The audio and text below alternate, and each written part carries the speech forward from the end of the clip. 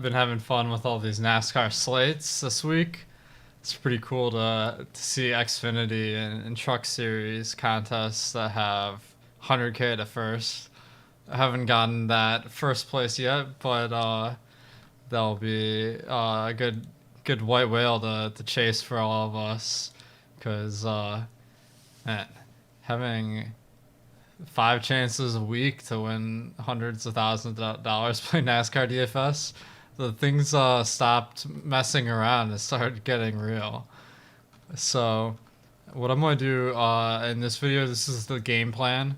I usually do this for members, but today is free.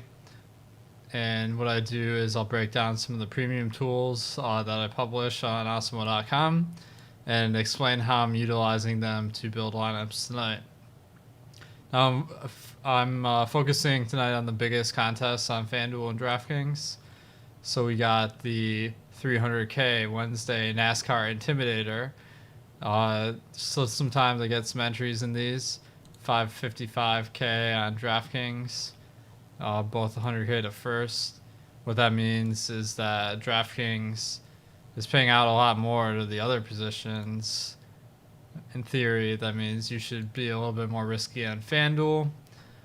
But in practice, I mean, both a lot of money is going to first place, so we want to really gun for that. Try to be a little bit unique because we want to avoid the ties. All right, so today's slate is just like, wow, it's really interesting because usually pricing on DraftKings is done before qualifying order is set. This time they clearly used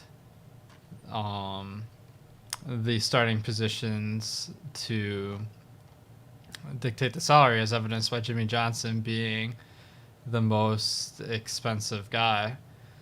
I mean, he has some of the better odds to win today too, so that he's obviously the best driver. I have him projected for 10 more points than any other guy, as you can see on my top drivers tool here. But 12.3K, that's a lot, and I'm curious to see what kind of lineups we can get when we invest that much money into Jimmy Johnson. I mean, the thing is also, the more expensive a guy is, the fewer possible lineups there are with that driver, and that makes it harder to make a unique lineup. And I think that some people were talking about that for the Xfinity race where Kyle Busch was like 17K or whatever, and that was absolutely true. All right, so everyone's talking about how it's raining, so I think that isn't going to be something I'm worrying about, because what happens a lot of times is they will delay the race. Your lineups will lock us at 8 p.m. tonight, but then whenever the race takes place, they'll be valid. So that really shouldn't have much impact on our strategy tonight. There is the chance that there's like a small window where they get in 100 laps instead of 200, and that can make a difference because there'd be less dominator points. But they're planning to make up the race tomorrow afternoon. As far as I know, there's not much difference between a night race and day race, so that shouldn't really matter. All right. So let's get into the lineups here. So I'm just going to try building a lineup with Jimmy Johnson real quick and see how that looks. So what I did, I created ceiling and floor projections for each player. And the reason I did that is because some guys, like at the bottom of the pack, like they barely have the potential to pass anyone. They're going to be lapped like a million times, and that makes it really hard for them to like score a lot of points. So like the problem is these guys have really low standard deviations. So for example, Timmy Hill, 50% of the time I have him scoring between 8 and 14 fantasy points. So that is not really a relevant piece of the fantasy puzzle. There's a possibility he sneaks into the winning lineup solely because he's the only guy that would fit. But we do have him projected for significant ownership tonight. And that's because you need guys like that to fit in Jimmy Johnson. So I'm going to try not to, though. I'm going to stick with kind of the guys that are solid but not dirt cheap. So I created my ceiling value column here to help me do that. And I see Alex Bowman starting second. Now he's a good chance to lead some good amounts of laps. So that's why, he's not one of the best drivers. He's maybe second tier, but the price of 8,700 and the starting position where it's going to be him or William Byron leading a bunch of laps towards the start of the race, he's an option. He actually pairs very well with Jimmy Johnson because Jimmy Johnson is starting at the back of the race, and that kind of gives you this narrative where Alex Bowman leads start of the race, but Jimmy Johnson makes a comeback throughout the race, and then maybe he wins. Like, that's not an outside possibility today. All right. Who's your favorite DK play today? Brian says Smithley. That would be interesting. So, I'll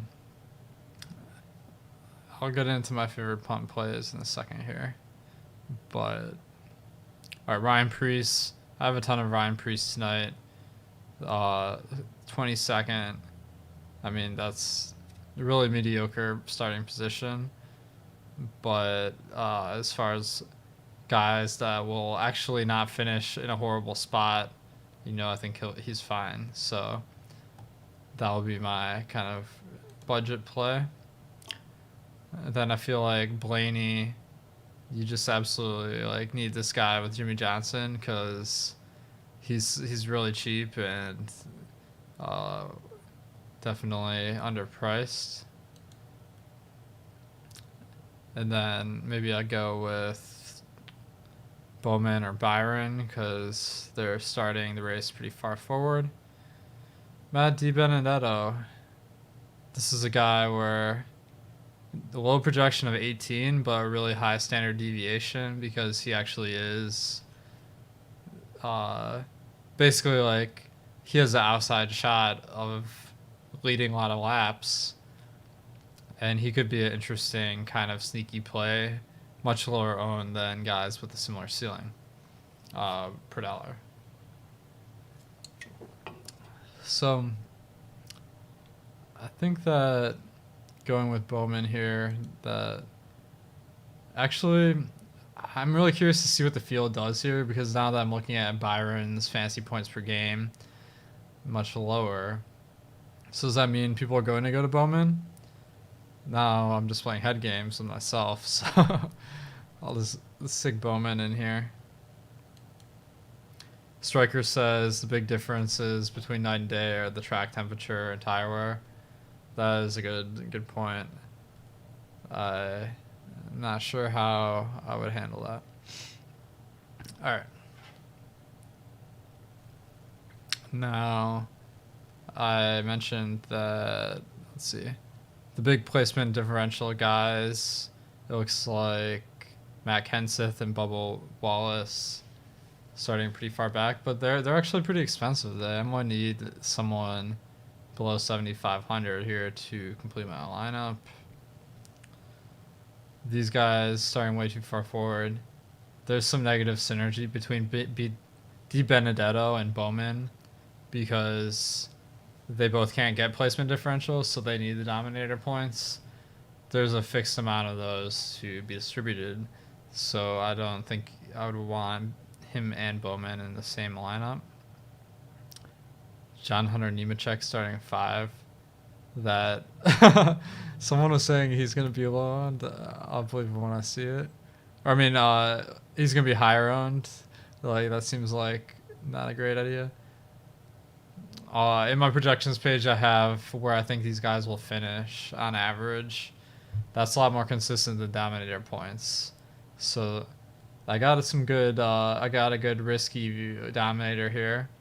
And then Johnson certainly can pick up some fastest laps. So I like my lineup construction so far. Let's see. Ricky Stenhouse, 24th. Option. Let's see. Bubba Wallace. Have him as a, 31 points at 8.3K. That's not all that great. Ryan Newman, a little bit better value. So I'm hemming and hawing over here. I do think Kenseth, who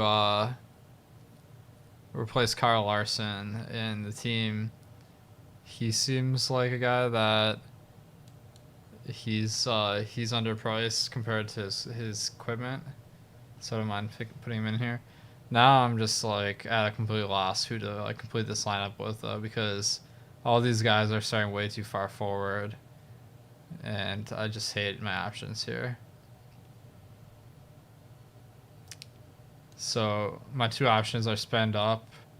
Truex, man, 9,400. That is extremely budget. But then I'm getting into territory where it's like my path to victory is pretty limited because Blaney, Bowman, these guys are going to need to get the Dominator points to make salary.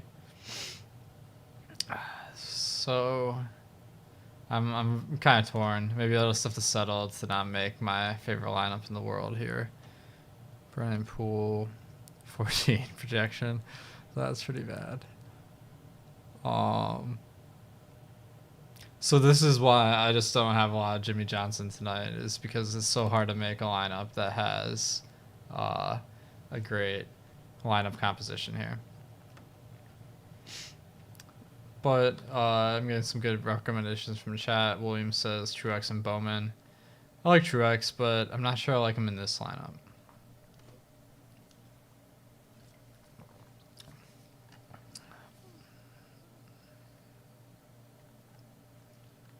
It does seem like Truex's price, he is the best value of Busch, Harvick, and Truex, I suppose. So those are kind of the top tier.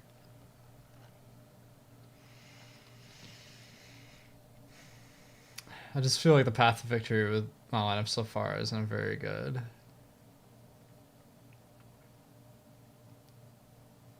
So let's see if I put Gray Galding in here, who I can get. Kyle Busch. Thing is, Kyle Busch, I think I have him projected like lower than Truex, maybe about the same. And then the ownership, Truex 27%, Busch 37%. That's peculiar. So let's see. Yeah, I think I might abandon this lineup. I just don't like I don't like how it's turning out. Okay. So I do have a good amount of lineups with Johnson, but he's not a core play. You really gotta like force him in there.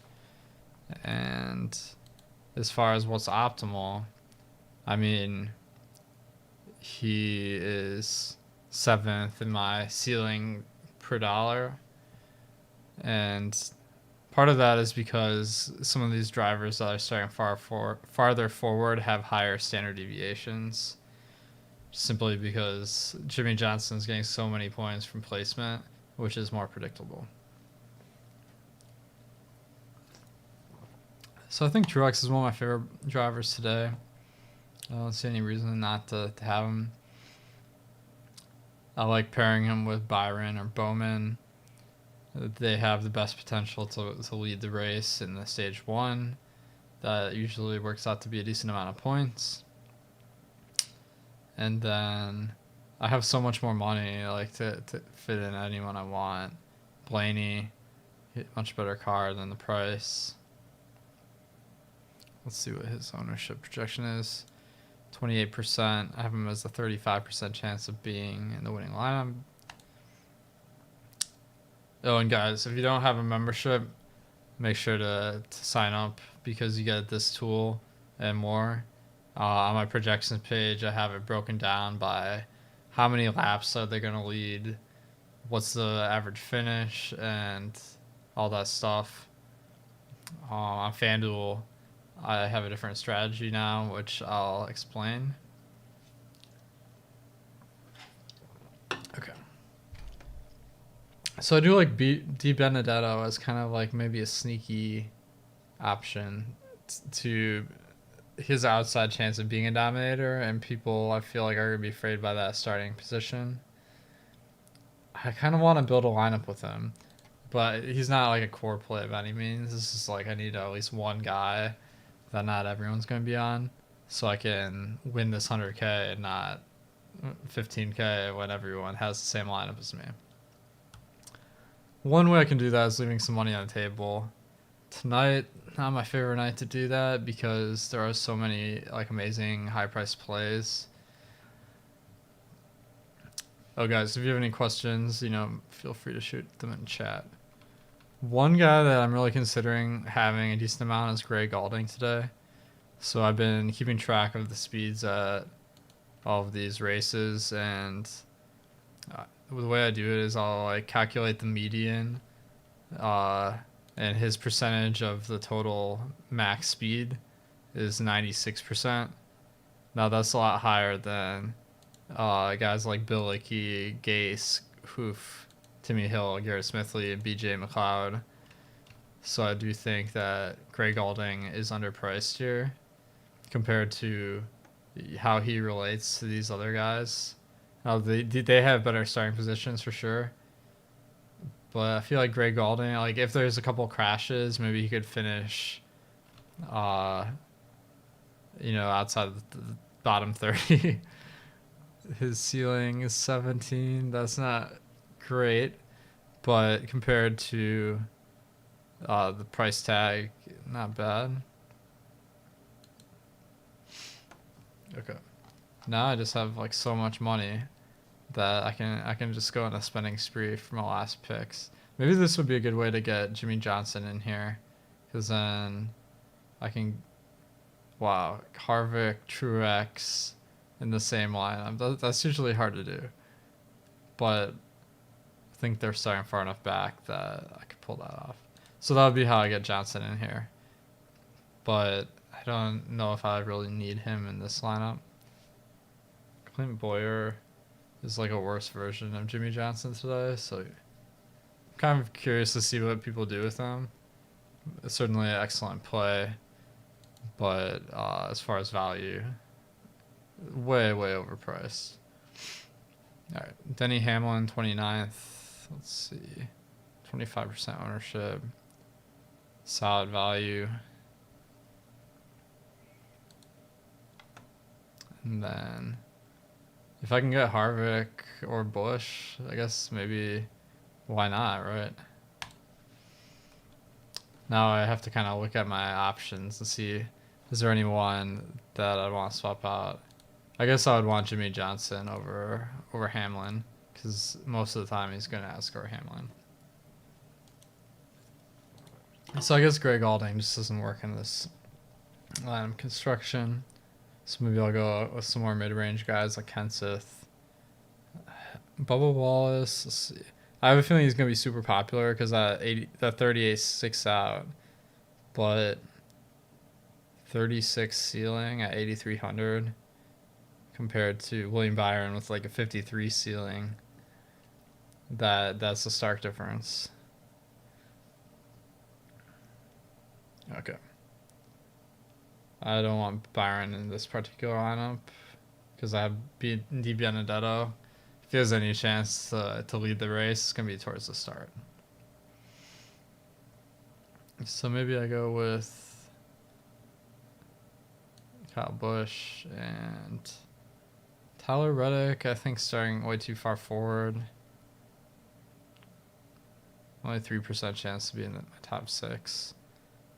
Newman, much better projection because of the different starting place. So this would be a solid lineup. All right, so I'm curious to hear what you guys are thinking here. Can you elaborate on the FanDuel approach? Yes, I'm going to build a FanDuel lineup in a sec. No Chase Elliott, says James. Well, I have him as my third highest value as far as ceiling projection. So I definitely think Chase Elliott is a great play today. And he's got the win streak. Greg Holding, nice price pull, crash lap 1. I mean, let's see how he's fared so far. The thing is, compared to the other guys around him, he's actually got a better car. No, I don't deny that he might not finish this race. Denny Hamlin, is he still a good play with 3 crew members suspended? That's a good question. I haven't really factored that in. So if you think that's going to be a significant factor, you should adjust for that. All right, so FanDuel, what I did is I have a projection, but like the thing with FanDuel's projection is they give you 0.1 fantasy points per lap completed. So this race has about 200 laps, so that's like 20 points for everyone. This is basically irrelevant because if one of your drivers doesn't finish the race, you're gonna be so screwed anyway. Like, why even worry about that possibility when you're constructing your lineups? So I like instead have the ceiling minus the laps finished projection, and what that does is this gives you an idea of how good the value actually is, because if you sort by projection, like as far as points per dollar, guys like Corey LaJoy are like, they look like really good values, but we know they're bad plays. And when we search by ceiling minus lap per dollar, now we kind of get a better sense of who the good plays are. Because let's see, Corey LaJoy, where is he? Anyway. I'm having trouble. Oh, I guess he is a good value, so my mistake. But other guys at the bottom, not as much. That makes sense because LaJoy is kind of a second to bottom tier driver, and he's one of the cheapest tonight. So if you have to pick between Timmy Hill and Corey LaJoy, because FanDuel values place differential less and finishing position more, the better driver is usually going to have an advantage here. Would you play Byron and Bowman in the same lineup? I think that's fine. I think that there is a realistic chance that they both kind of lead most of the race, and that would be a winning result for sure. It's not necessarily my favorite combination, but I think it's not bad. All right. So my best driver on FanDuel, unsurprisingly, is Jimmy Johnson. Now, this is like completely different than DraftKings because I have him as one of my best values. So on FanDuel, I really think I might have a ton of Jimmy Johnson. So he's pretty much a lock and load on FanDuel. His floor is 60. That's better than the ceiling of most drivers. So that's pretty easy. Oh shoot, Big T is giving out plays again. I gotta check those out. All right. Clint Boyer on FanDuel as well. Much better play on FanDuel. Like, look how much cheaper he is on FanDuel. And man, it's gonna be hard to fade these guys. Now, this is gonna be like a super chalky way to start my lineup. So maybe I'll try to find a low-owned guy that I like. And I have this top 5 percentage here. Now Bowman is projected to be 13% owned, but have him for 25% chance of being a top 5 driver on FanDuel. So he makes a nice play. And then Martin Truex as well. Looks like most of the ownership's going towards these placement differential guys. So having a guy like Martin Truex who could maybe get some points for leading laps and finish first, that's a pretty nice option. And then I can get Brennan Poole. Okay, maybe I'll check Truex out. I didn't realize he was the most expensive guy on FanDuel, which explains the lower ownership. Alright, so maybe I go down to Harvick. 5,300 left. Bubba Wallace fits in this lineup really nicely. And he's probably going to be chalky too. I could see the argument for him being way overowned on FanDuel. So maybe I just go to Ryan Preece. Ryan Preece had projected higher. Oh, he's super chalky on FanDuel too. Man. Alright. So now I gotta look at my lineup. I'm like, is it contrarian enough? Probably not. Like, a million people are gonna have this lineup. So this is where I need to swap off of Clint Boyer. Really don't love Eric Amarola or Matt DiBenedetto here. I guess I could go to Kenseth and then maybe spend more on this. What is Kenseth's projected ownership? 37%. Okay, never mind. That's gonna not help. So Ryan Newman, 15%. Not a bad value. And then Austin Dillon. That's probably a bad play. Let's try to switch off Harvick here. Hamlin. Then I get Kenseth. And now I have two guys that are a little bit sneaky with Newman and Bowman. Okay, so their projections 15% and 13%. Then I have 47 times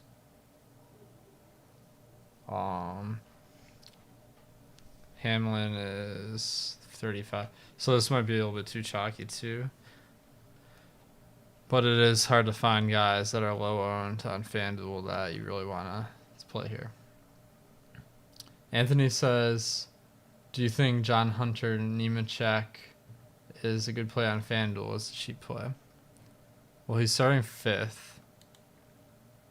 And that means he's probably going to move back significantly. I mean, let's see. I need to... His odds to win are 500 to 1. That's about 30th, I think. So he's in the same kind of tier of driver as maybe a Cole Custer or Ryan Preece, but he's just starting in a really disadvantageous starting position. So maybe my strategy on FanDuel, since I'm trying to avoid, the dupes, maybe I'll start off with DiBenedetto. This would be like a risky lineup to try to win this 100K outright. And then I like Newman. And then I can pretty much get who I want.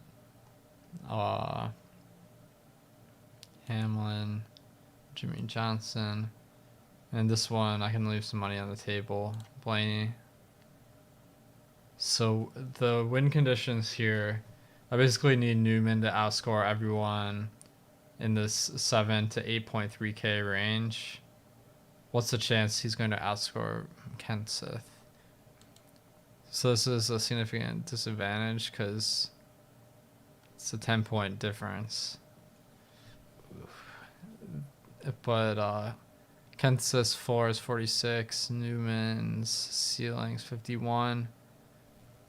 So it's not like out of the realm of possibility.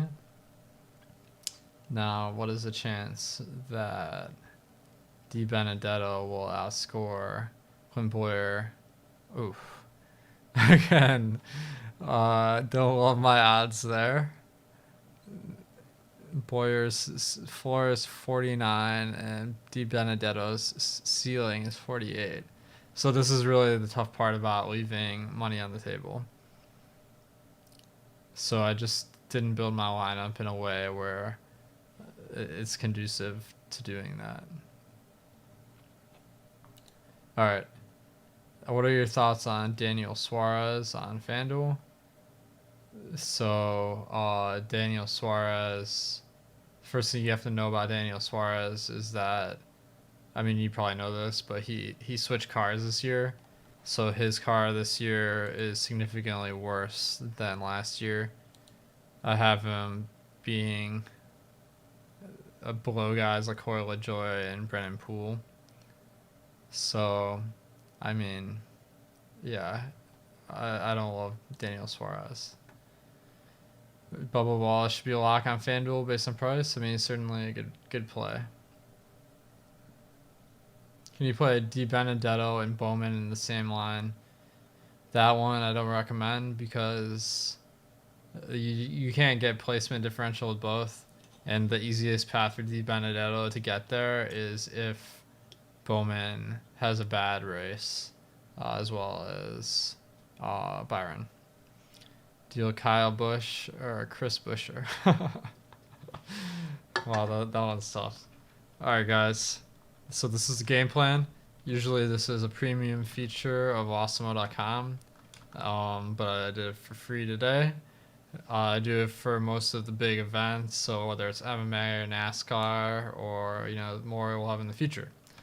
So make sure to sign up, and when you do, make sure to jump in Slack and say hi, and got a really good thing going on there. So, all right, guys, have fun with this race tonight, and hope to see you guys next time.